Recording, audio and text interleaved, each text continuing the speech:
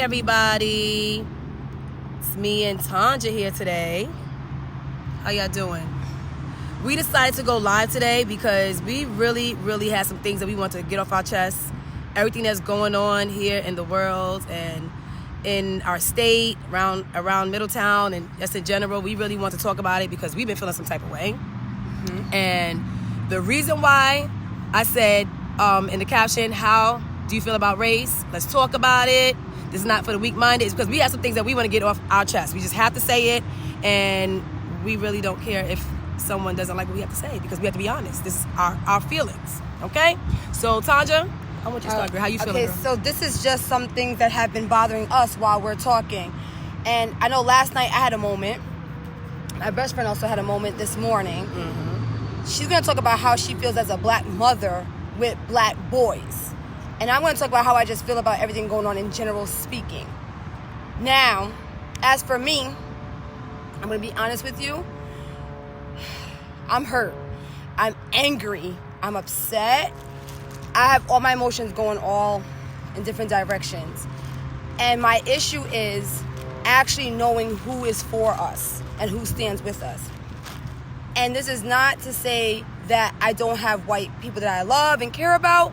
I do. But my issue is, do they love and care about us? Yeah, that's definitely a big concern because you start to feel like, okay, who's a poser, who's not? I mean, there's a lot of things that have gone on, and it makes me feel uncomfortable. You know, when people say that they feel uncomfortable, how about us? How uncomfortable do you think we feel as black people? Just like she said how she's feeling.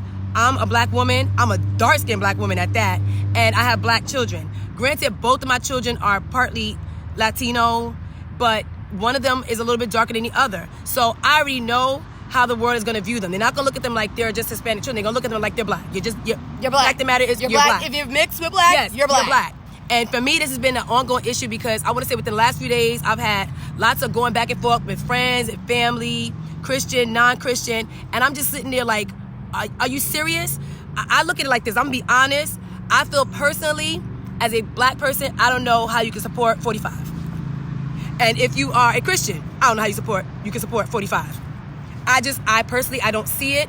I feel like this person invokes a lot of hate. Mm-hmm. And for me, that's not okay. I'm looking at everything that's going on, and I'm like, just to watch this man tear gas a crowd, mm-hmm. to stand in front of a church, to pick up a Bible awkwardly, and then for a photo op and then walk away. But you never address what's going on, like police brutality. And then you have people that's like, but he is a prophet, and he is awesome. Really? Are you serious? I'm feeling like when, you know, mm-hmm. and I love everybody, but for me, it's hard. It's hard. And it bugs me out beyond belief. It really does. And it's hurtful. It is so hurtful. And I have a lot of white friends too, and I love them. But then, of course, you start to think, like, if something were to happen, how would you feel towards me? Like, you know, I don't know if you're going to have my back. I don't know if you're going to stand up for me. That's scary. And I know that Tanja's been saying that too. I had a moment where I had to cry because I was like, mm-hmm. I'm a black mom. Mm-hmm. Like, do you understand how that feels? I've had people recently within the last few days say, I stand with you. That's great. But I can't identify. I'm white. I have white kids.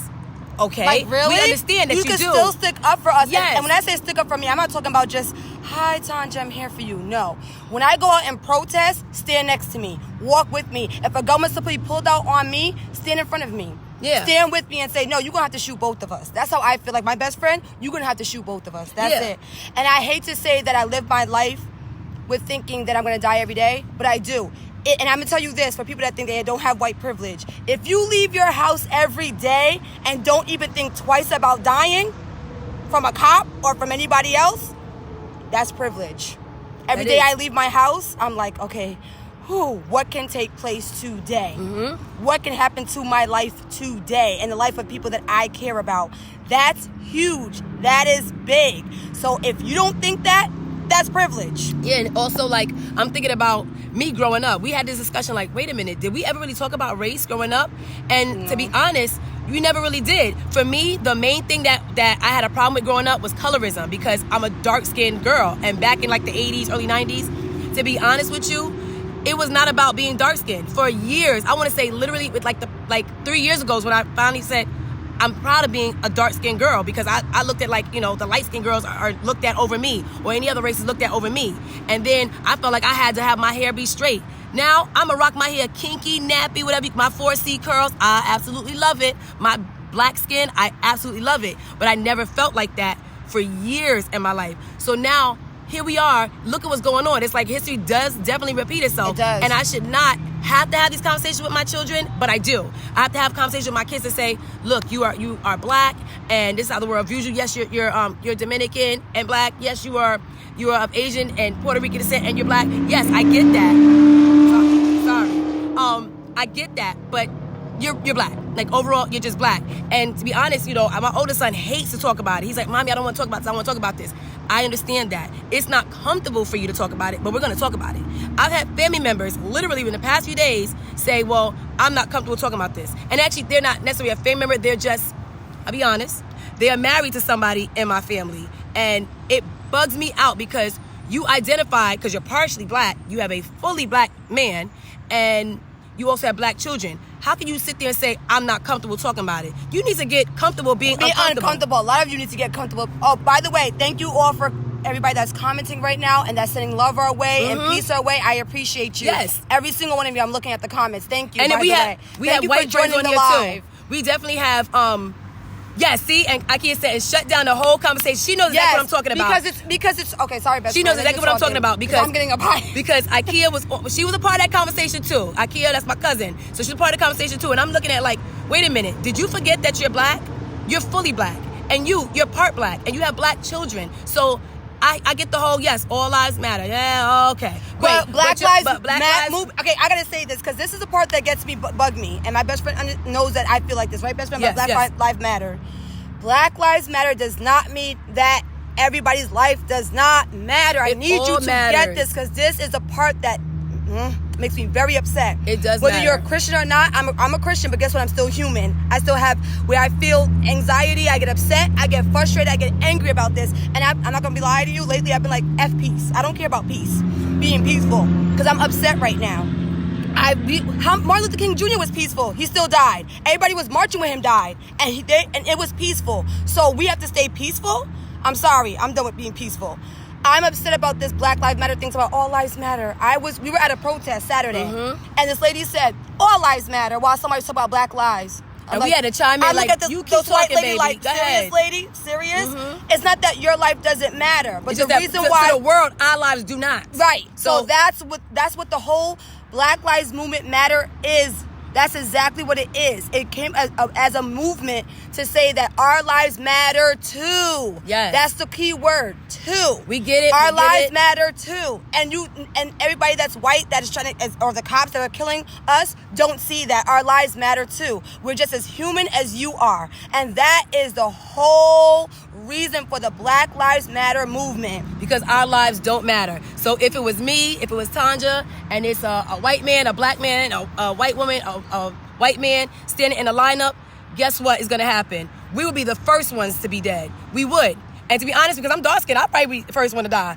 But I'm gonna step in front of you. I don't play that because my best friend. I'm gonna step right in front of you. They're gonna have to kill me first before they get to her. And see, that's what I'm saying. You see how we can stick together like that? That's when we having a conflict. Like white people, when you stick with us, because we're marching and you're marching with us, but how do we know that you're not really sitting there just doing it just to save face? Like you're not posing.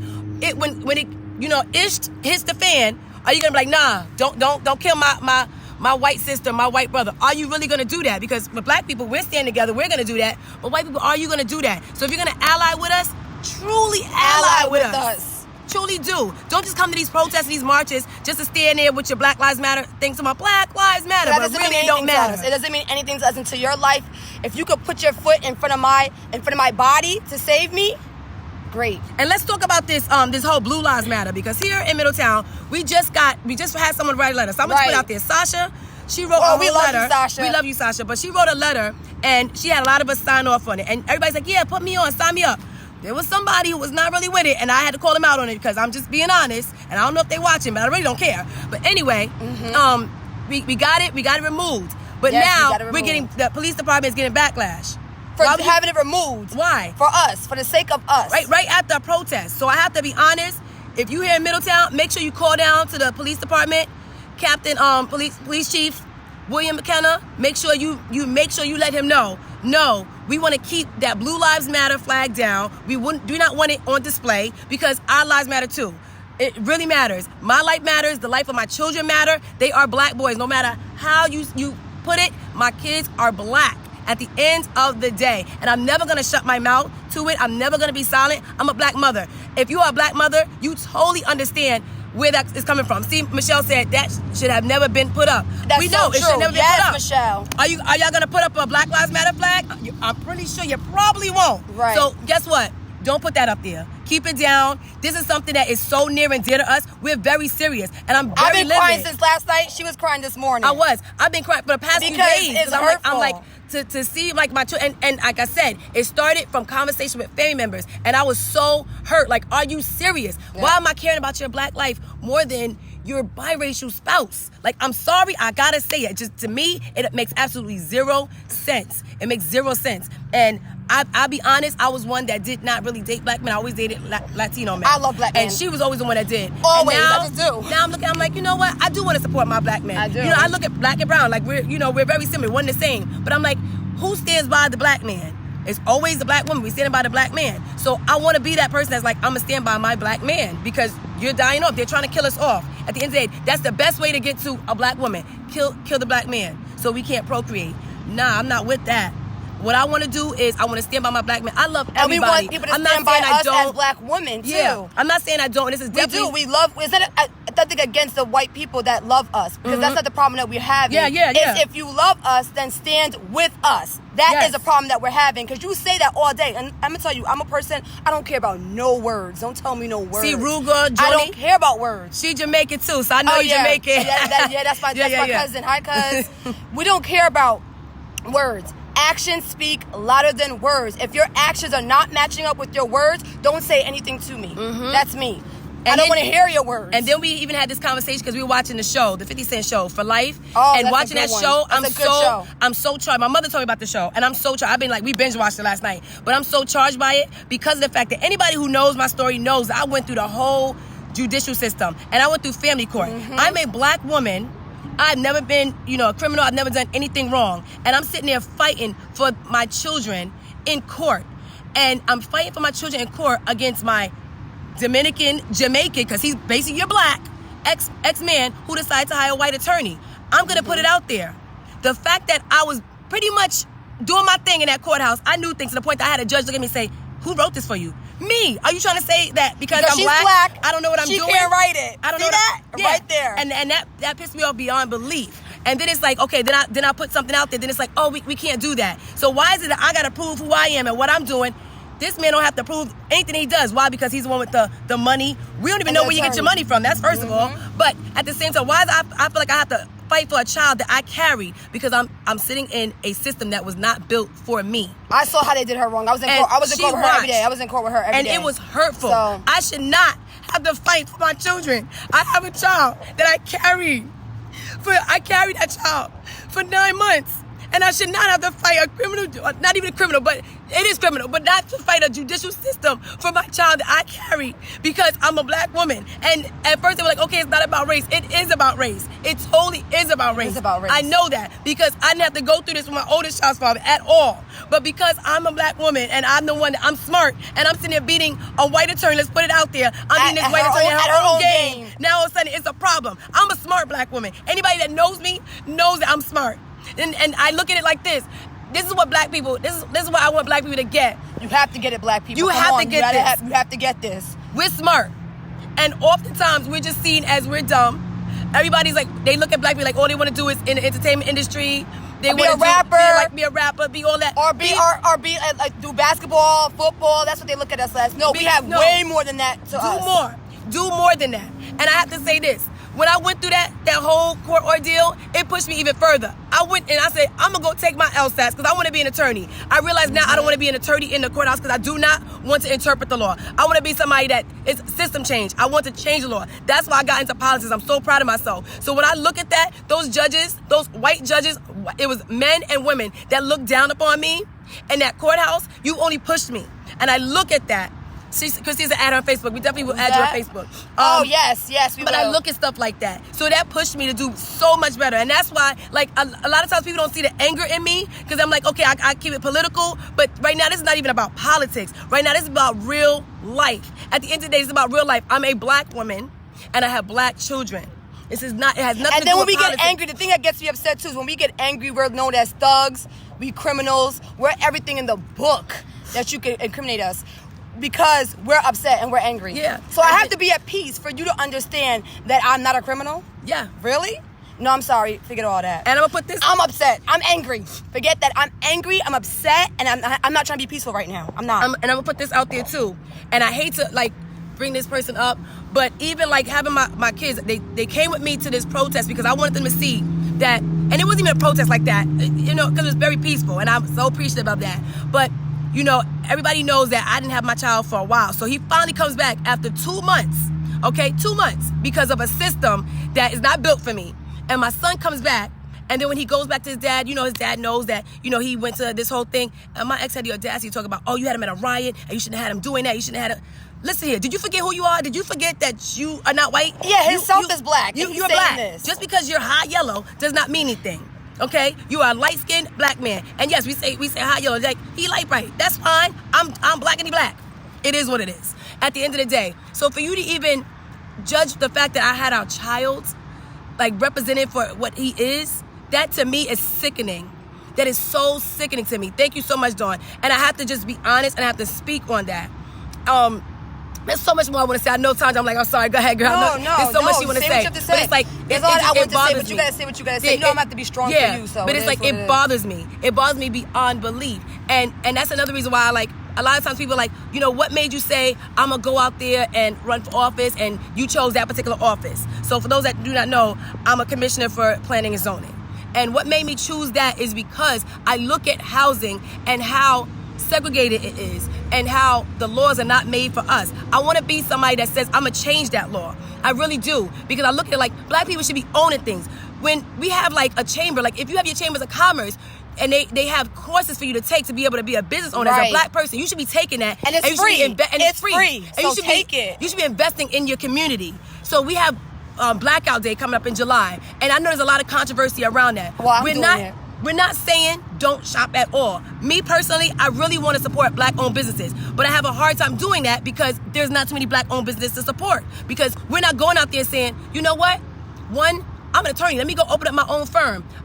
Let me go open up a supermarket. Dominicans and Puerto Ricans, they open up their own little bodegas. How about we get a black bodega? Why not? We're always opening. We open up like things like a hair salon, and that's great. That's fine and great. But that's all they look at us as. Yes, it's like they like think we have no brains for anything else. They say, okay, you have no brains, so that's why you open a hair salon, and that's why you become a basketball player or a football player because you have no brain. That's what they think. I know with me, a lot of people think I have no brain because they look at my best friend, she's a commissioner.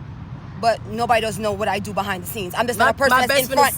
I'm not in front of the scenes. I just do things behind the scenes. I use my wisdom differently. But doesn't mean I'm not smart. I'm very smart because I'm actually having my own business right now that nobody doesn't even know about. It's actually in the process. So you don't even know what I'm doing. But the thing about me is I keep my business to myself until I get the things that I need done. So it's like, but that's what we're looked at. Oh, and if you're playing, you know, you're singing or you're dancing or you're just rapping. We're good enough to shuck and jive. Yes, that's it. And that's not what it is. And then so they say we good like, y'all could be owning car dealerships. Right. Why black people not owning car dealerships? Why you not owning a because supermarket? Because we're more than what people make us a doctor's office. Right. Like, there's more things that you we're can more that you than can go that. And there's more things do that you can go out there and not let society define you because you're more than what society thinks that you are. You are more than, because God said we are more than that. Just like how we were talking about being peaceful, and and people like doing hurtful things to us. I said to my best friend, Jesus was peaceful. He was still hurt. So we are gonna be hurt. But he had Peter, and that's why I said it. Peter was a gangster.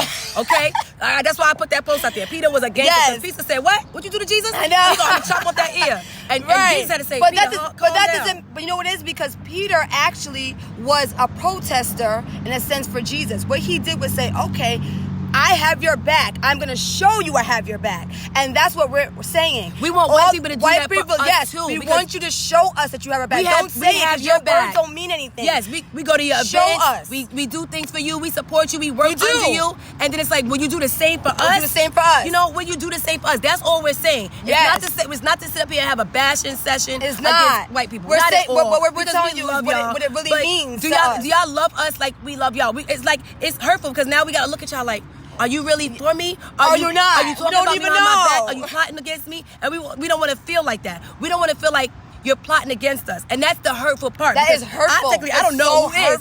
I don't know who is, but I'm going to tell you this. When I was in that court system, I know stuff was being done. I absolutely know 100% I know too. of a 100%. fact. I know. Because anytime I talk to certain attorneys, whether they were white or black, they was like, no, you should have won because of this. Of course I'm not going to win. I'm black and I don't have a JD. But that white attorney, I'm sitting there catching her on stuff. Thank goodness, I'm not even gonna lie.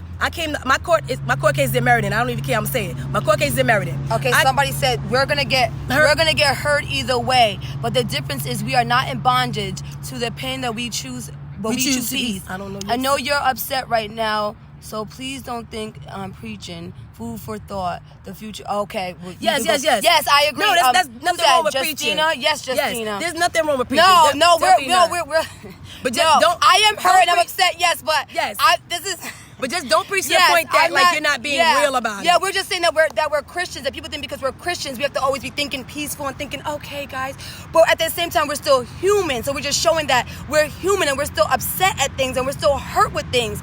And just because we're Christians doesn't mean that this is not real. We still are upset. This is hurtful to us. So that's what we're saying. And I'm going to say this. I'm going to say this. As I'm sitting there looking at some of the names coming across this live right now, there's some names of things I just spoke about. I was kind of talking about some of those people. And it's not, and they weren't white people either. I mean, it was just in general, generalizing. Like, my cousin was on the line, and she knows the situation that I was talking about with family members and people being, married. So she understands that. Like I said, I'm not even caring anymore, because why do I have to be silent? You're not silent how you feel, so I'm not gonna be silent. I have to speak. And that's on the thing.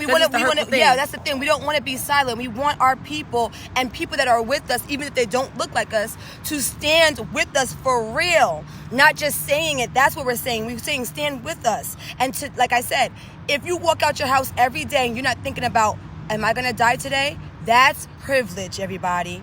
That is what you call privilege. Every day we get up, especially my best friend, because she has 2 boys that are black. She's always thinking about the safety of them. She's like, I have black kids. What about them? And I'm like, they don't know what it's like to say, let me go to the corner to the store. I grew up in the Bronx, all right? I grew up in the Bronx. Jasmine said, angry but not sin not. You can absolutely be angry. Yes, Jasmine, exactly my point. So for me, I'm like, I grew up in the Bronx. A lot of people know that. And I remember at the age of 12, my son is 12, I remember at the age of 12, cutting through my projects, going through the other projects to get to the other side of town so I could take the bus to another side of town at the age of 12. That's why I said, for me, race wasn't like a huge issue. It was colorism for me. Right. Now here it is, my son is 12, and I'm scared for him to even go outside and play sometimes. And I'm like, you can go right there in the driveway, babe. And it is me just being a mom, but it's like also, She's don't know. And I know that cops patrol the area. And I'm like, of course you're patrolling the black area. So for me, that's a little bit... That's nerve-wracking. Right. It really is. And because he's a kid, he doesn't want to talk about it because he just wants peace like everybody else. But we have to talk to him about it because we have to let him know this is real, honey. This is real. You have to, you're black. And this is how it is. And so as much as he doesn't want to talk about it, I'm telling everybody that does have children, no, I don't have children, but I talk to my nieces and nephews about it. You have to talk to your children about it, even if they don't want to hear it, because this is real. What's happening is real. And people are hurting. My best friend right now is crying. She's in tears. And as much as I want to cry, I always have to be strong for her. I always have to be strong for her. So I have to always brace myself and not cry because I'm being strong for her. Because she cries every day over her children. She's fearful that her children are going to walk out the house and never come back. And even like I said, being in this criminal system, because I'm going to keep calling it that's what it is. Even being in this system, it really is hurtful because it makes me feel like I'm like this bad mom. Why do I have to keep proving myself? Yeah. Why? because I'm black. I had to prove myself. Like, I'm the one that I have like a higher education. My ex don't have that. I'm be honest. Yes. I'm the one that's had multiple jobs. He didn't have no job. I had to prove that I was working, and I'm having to show you how much I'm making. Why? Because I'm black. Right. Why do I have to sit there and prove so much? That to me, it's like it's hurtful. Yes. It really is, and I have to fight for a child that I carry. That you didn't even want. Let's be clear. You didn't even want. But I had to fight. carry. Yep. And I pushed out for this court system to tell me. Milton, wait, hold on, Basically- Bishop. Milton said it's 2020. Yeah, I the saw fact that. I read black that. folk, okay. Yeah. And Wow, I'm like, that's for a me shame. to fight. Like I said, the one thing I will say is when I went to the Middletown Superior Court, the one thing that I was actually like, I had to like say, God, thank you. I had to go into this courthouse because my ex was doing the most, to the point that I'm like, wow, now you're stalking me, now you're doing all kind of crazy stuff. And Tanja came with me. And I remember how this man tried to act like, you know, he didn't know what he was talking about. And I was so fortunate to have people in that courthouse that was like, we know what's up. We see it, right? That told me right there that y'all are not prejudiced. And then he's like, well, I can't do this. I need to bring back my attorney. Right. So he thought because he could bring back his attorney, the judge's like, okay. And because he thought that, let me bring back my attorney, that was going to do something. No, that attorney thought that she could do exactly what she does in Meriden. And it backfired. I said, nope, I got this. She's looking at me like, what do you have? Yes, I did everything I did in that other courthouse. I did it here. And the judge looked at them and said, no, denied. And looked at me and said, you have a wonderful day. And I was like, oh my God. And it was a white judge, but it was still like, wow, this is the first time I've been in a courthouse and I felt like I was looked at as like a mom and like I'm doing the right thing. And for once, they were looking at him like, you're not even doing the right thing. And it didn't matter that you had your white attorney standing there at all. And so these are the things that like I experienced. Like I said, I've never really even experienced anything with like police brutality. Right. I never have. I've had cops be involved in my life for the absolute longest. Love you too, Ramona. Being with, you know, my ex. And they, to this day, I mean, I almost had to call the cops this past Friday. Like, and this is the stuff that I'm talking about. It's like, I call them, but then it's like, are you going to even respect what I have to say? I've had cops look at me in another town, actually in Waterbury, and the only reason why they came to my aid is because she was commissioner. Is because I made one phone call. I called crazy. Somebody and they reached out to our mayor, and it's like they started to do calls. Then it was like they come to me 3 hours later. Oh, hi, commissioner. But before I was a commissioner, you didn't care. They didn't care. That's the part, and that's what I was telling you yesterday. And wait, Christina said, it doesn't matter what education we have. Don't matter how we dress. Just true. The color of our skin will always be a threat. It's a sad reality. It's so funny true, you say Christina. that because Dr. Connor actually said true. that at the protest. He actually said the same thing. Yes, I can't say calling cops is a wash. And I agree. Oh, at that said moment, yes. The only reason why I felt like it was because I'm like, is this man not going to bring my child again? And I have to call? It's like, I'm reluctant to call sometimes. Right. But the only reason why this time it's like it seemed that it because wasn't she's in higher power. because I have like some little and that's power. And that's what I was sad. trying to tell my best friend yesterday. And when I was talking to her, I said, my voice doesn't count more than yours. And she's like, what you mean? I said, because you're in power.